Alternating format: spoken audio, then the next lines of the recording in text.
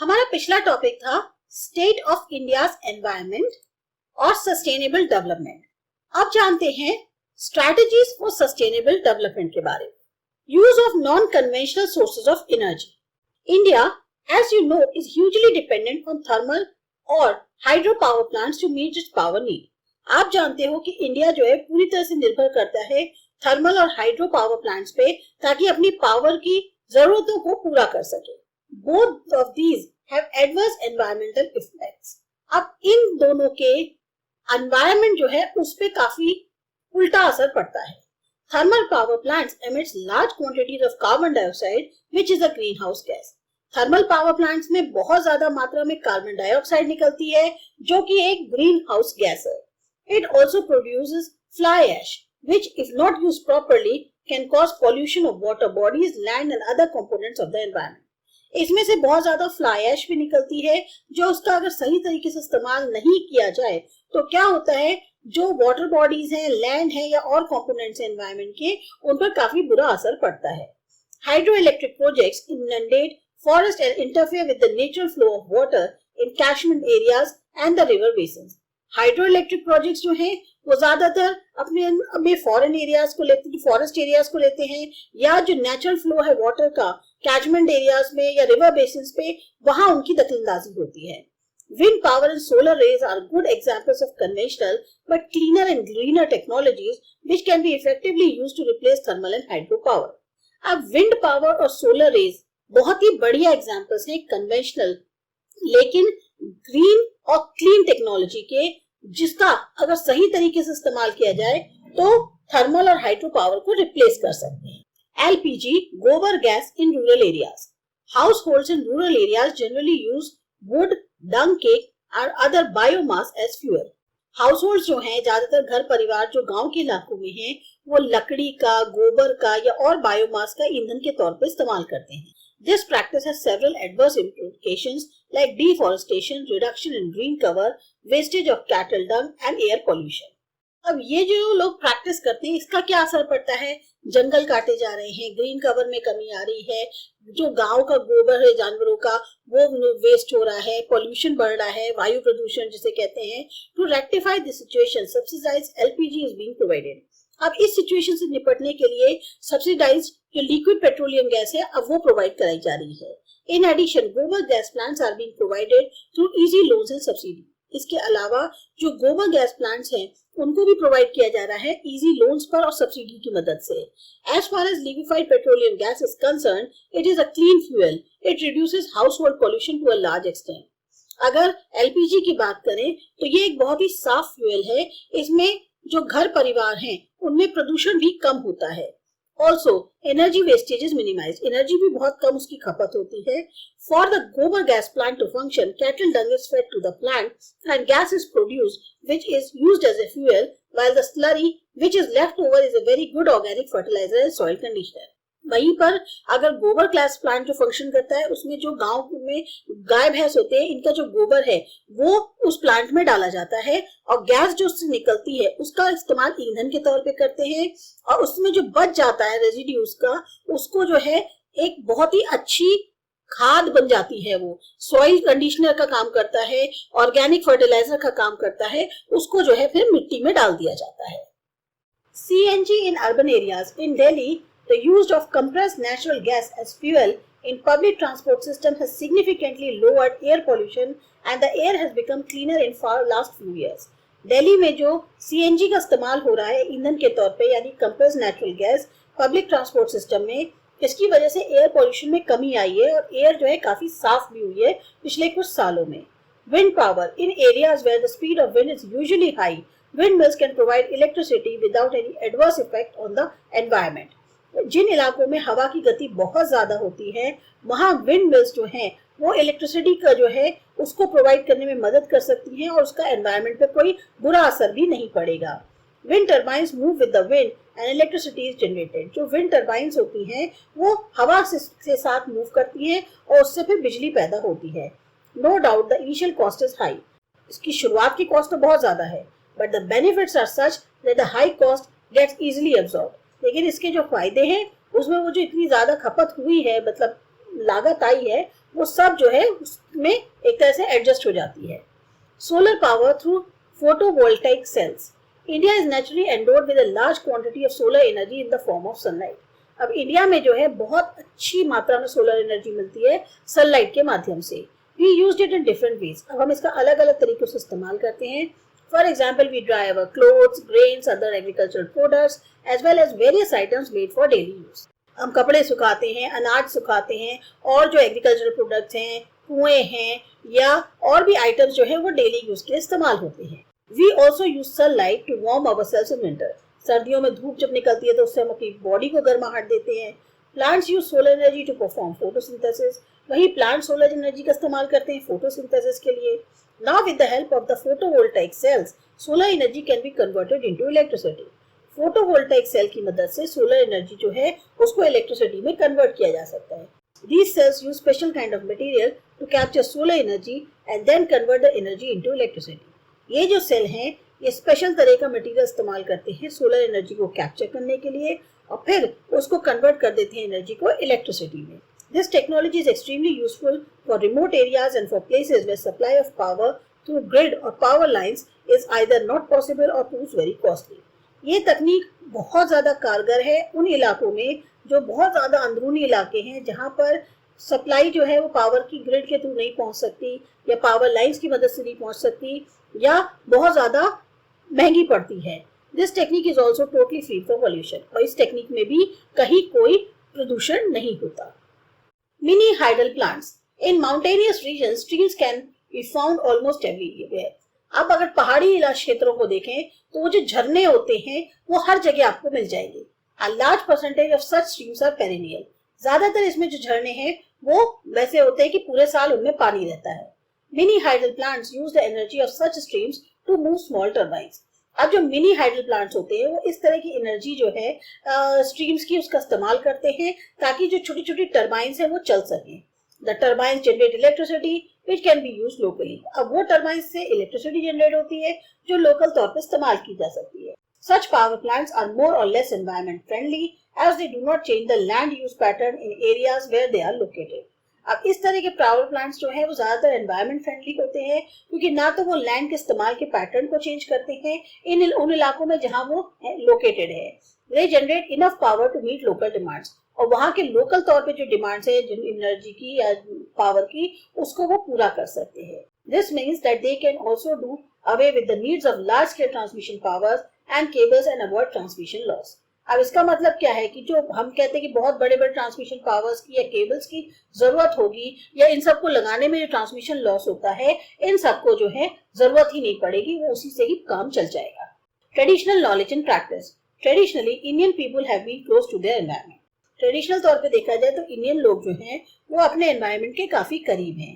They have been more a component of the environment and not its controller. वो उस environment का एक हिस्सा है ना कि उसको कंट्रोल करने वाले हैं। If we look back to our agriculture system, healthcare system, housing, transport, etc., we find that all practices have been environment friendly. हम अपने यहाँ का अगर एग्रीकल्चर सिस्टम देखें, हेल्थ केयर सिस्टम देखें, हाउसिंग ट्रांसपोर्ट वगैरह देखें तो ये सारी प्रैक्टिसेस सब environment friendly. Only recently we have drifted away from the traditional system and caused large scale damage to the environment and also our rural heritage. अभी इधर ही हम लोग जो है कुछ अपना वो जो ट्रेडिशनल सिस्टम था उससे छोड़ के दूसरी तरफ निकल गए हैं जिसकी वजह से बहुत ज्यादा डैमेज हुआ है एनवायरनमेंट को और हमारी जो एक गांव की विरासत है उसको भी। Now it is time to go back. अब फिर टाइम है कि दोबारा वापस चलो। One apt example is in health care. सबसे बड़ा एग्जांपल हेल्थ केयर में है। India is very much privileged to have about 15,000 species of plants which have medicinal property. हमारे यहाँ भारत में 15,000 ऐसी प्रजातियां पाई जाती है पेड़ों की जिनकी मेडिसिनल प्रॉपर्टीज होती है। About 8,000 of these are in regular use of the various systems of treatment, including the folk tradition. 8,000 प्रजातियां जो हैं वो रेगुलर तौर पर इस्तेमाल करी जा रही हैं अलग अलग सिस्टम्स जो होते हैं ट्रीटमेंट के उसमें जिसमें लोकल ट्रेडिशन भी शामिल है। With the sudden onslaught of the Western system of treatment, we were ignoring our traditional system such as Ayurveda, Unani, Tibetan and folk system. अब जैसे ही वेस्टर्न सिस्टम का जो ट्रीटमेंट है उसका आगमन हुआ उससे क्या हुआ हमने अपने ट्रेडिशनल सिस्टम जैसे आयुर्वेद था, यूनानी है, तिब्बतन है या फोक सिस्टम है इनको इग्नोर करना शुरू कर दिया। These healthcare systems are in great demand again for treating chronic health problems. लेकिन अब इन हेल्थ केयर सिस्टम्स की फिर दोबारा डिमांड होने लग गई है, जो बहुत ही ज्यादा वैसी हेल्थ प्रॉब्लम्स होती हैं जिनका इलाज कहीं नहीं हो पा रहा, उनका इलाज अब इनसे किया जाता है।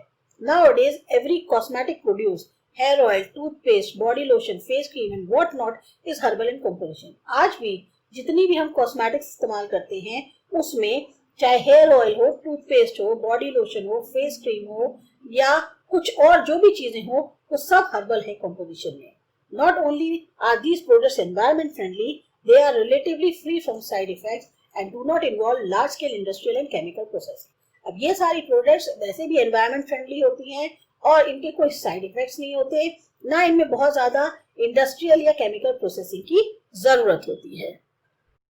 Biocompositing. In our quest to increase agricultural production during the last 5 decades or so, we almost totally neglected the use of compost and completely switched over to chemical fertilizers।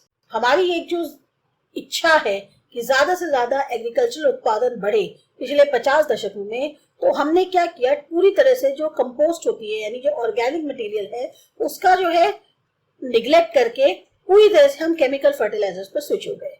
The result is that large tracts of productive land have been adversely affected, water bodies including groundwater system have suffered due to chemical contamination and demand for irrigation has been going up year after year। नतीजा क्या हुआ, जो बहुत ज्यादा जमीन थी, productive land जो थी हमारी, उस पर बहुत बुरा असर पड़ा। वाटर बॉडीज जो खासतौर से ग्राउंड वाटर सिस्टम है, अब उनमें भी नुकसान हो रहा है क्योंकि उसमें केमिकल्स पहुंच जा रहे हैं, केमिकल से वो प्रदूषित हो जा रही हैं और इरिगेशन की ऐसे चीजों में बहुत ज्यादा जरूरत पड़ती है, तो उसकी जो डिमांड है वो भी हर साल बढ़ती जा रही है। Farmers in large number all over the country have again started using compost made from the organic waste of different types। अब किसान जो हैं फिर भारी मात्रा में ज्यादातर कंपोस्ट का इस्तेमाल कर रहे हैं जो ऑर्गेनिक वेस्ट से बना होता है अलग अलग तरीकों से। In certain parts of the country, cattle are maintained only because they produce dung, which is an important fertilizer and soil conditioner। कुछ हिस्सों में कंट्री के कैटल्स जो है इसीलिए मेंटेन किए जाते हैं क्योंकि उनका जो गोबर होता है वो एक बहुत इंपॉर्टेंट फर्टिलाइजर है और सॉइल कंडीशनर है। Earthworms can convert organic matter into compost faster than the normal composting process। अब अर्थवॉर्म्स जो होते हैं ये ऑर्गेनिक मैटर को बहुत तेजी से कंपोस्ट में बदलते हैं और नॉर्मल जो कंपोस्टिंग प्रोसेस है उनके मुकाबले। This process is now being widely used. इस प्रोसेस का बहुत ज्यादा इस्तेमाल हो रहा है। Indirectly, the civic authorities are benefited too, as they have to dispose reduced quantity of waste। इससे जो है जो सिविक अथॉरिटीज हैं उनको भी बहुत फायदा हुआ है क्योंकि अब उनको जो डिस्पोज करना होता है क्वांटिटी वेस्ट की वो भी काफी कम हो गई है। Biopest control. With the advent of the Green Revolution, the entire country entered into a frenzy to use more and more chemical pesticides for higher yield। जैसे ही ग्रीन रेवोल्यूशन आया, पूरी की पूरी कंट्री जो है होड़ में जुट गई कि ज्यादा से ज्यादा केमिकल पेस्टिसाइड्स का इस्तेमाल किया जाए ताकि उत्पादन ज्यादा हो। Soon the adverse impacts began to show। बुरे असर, उसके नतीजे बहुत जल्दी दिखने लग गए। Food products were contaminated, soil, water bodies and even groundwater were polluted with pesticides। अब जो खाने के प्रोडक्ट्स हैं सब के सब कंटामिनेटेड थे, अफेक्टेड थे, सॉइल है, वाटर बॉडीज है, यहाँ तक कि जो ग्राउंड वाटर है वो भी पॉल्यूटेड हो गया पेस्टिसाइड से। Even milk, meat and fishes were found to be contaminated. Milk हो गया, मीट हो गई, फिशेस, सब में जो है ये प्रॉब्लम पहुंच गई। To meet this challenge, efforts are on to bring better methods of pest control. अब इस चैलेंज से निपटने के लिए फिर कोशिश की जा रही है कि ज्यादा अच्छे तरीके पेस्ट कंट्रोल के अपनाए जाए। One such step is the use of pesticides based on plant products। अब इसका एक कदम क्या है कि पेस्टिसाइड्स का इस्तेमाल करो लेकिन प्लांट प्रोडक्ट से जो बने हो उनका। Neem trees are proving to be quite useful. अब नीम ट्री बहुत इसमें सहायक होती है। Several types of pest controlling chemicals have been isolated from neem and these are being used। बहुत सारे पेस्ट कंट्रोलिंग केमिकल्स जो हैं वो हटा दिए गए हैं और नीम उस जगह आ गई है और उसका इस्तेमाल होता है। Mixed cropping and growing different crops in consecutive years on the same land have also helped farmers।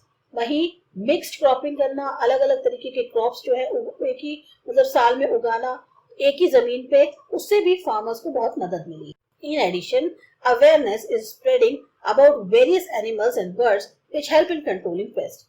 इसके अलावा जागरूकता फैलाई जा रही है अलग अलग जानवरों के, चिड़ियों के बारे में जो पेस्ट कंट्रोल में मदद करते हैं। For example, snakes are one of the prime group of animals which prey upon rats, mice and various other pests।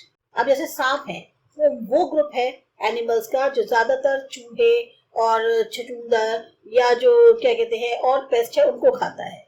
Similarly large varieties of birds for example owls and peacocks prey upon vermins and pest. इसी तरह से owl, peacock ये सब जो है वर्मिन्स यानी जो कीड़े मकोड़े हैं, पेस्ट है, उनको खाते हैं। If these are allowed to dwell around the agricultural areas, they can clear large variety of pests including insects. अगर इनको जो है उन खेती बाड़ी वाले इलाकों के पास छोड़ दिया जाए तो इस तरह की जो पेस्ट है जिसमें इंसेक्ट्स भी शामिल है ये उनको खत्म कर देंगे। Lizards are also important in this regard. Lizards भी बहुत जरूरी होती हैं। We need to know their value and save them. हमें उनकी जो है कीमत समझनी चाहिए और उनको बचाना चाहिए। Sustainable development has become a catchphrase today. It is indeed a paradigm shifted in digital development thinking. Sustainable development आजकल का एक जैसे कहना चाहिए ना टैगलाइन बन गई है और बहुत जरूरी है कि इसमें जो है हमारी जो सोच है उसको बदला जाए। Though it has been interpreted in a number of ways, adherence to this path ensures lasting development and non-declining welfare for all. कहने को इस तरीकों में भी कई बार अलग अलग तरह की व्याख्या होती है, प्रॉब्लम्स भी आती हैं, लेकिन इस रास्ते में बहुत ज्यादा अच्छा डेवलपमेंट है, लंबा डेवलपमेंट है और कहीं पर भी जो वेलफेयर है लोगों का उसमें कोई कमी नहीं आएगी। अब अपना चैप्टर कंक्लूड करते हैं। Economic development which aimed at increasing the production of goods and services to meet the needs of a rising population puts greater pressure on the environment.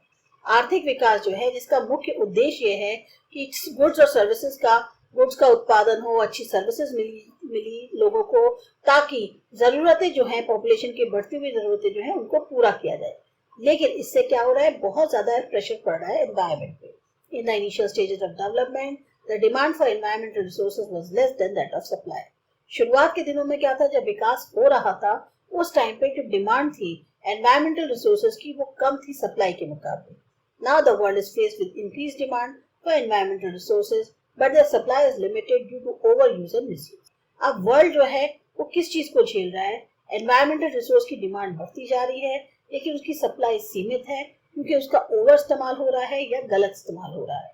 Sustainable development aims at promoting the kind of development that minimize environmental problems and meet the needs of the present generation without compromising the ability of the future generation to meet their own needs. Sustainable development का मुख्य उद्देश्य क्या है कि एक ऐसे तरीके के डेवलपमेंट को प्रमोट करें जिसमें एनवायरमेंट संबंधित परेशानियां कम हो और जो प्रेजेंट जनरेशन है उसकी जरूरतों को पूरा किया जा सके बिना कॉम्प्रोमाइज किए कि जो आगे आने वाली जनरेशन है उसकी क्षमता खत्म हो जाए कि वो अपनी जरूरतों को पूरा ना कर पाए।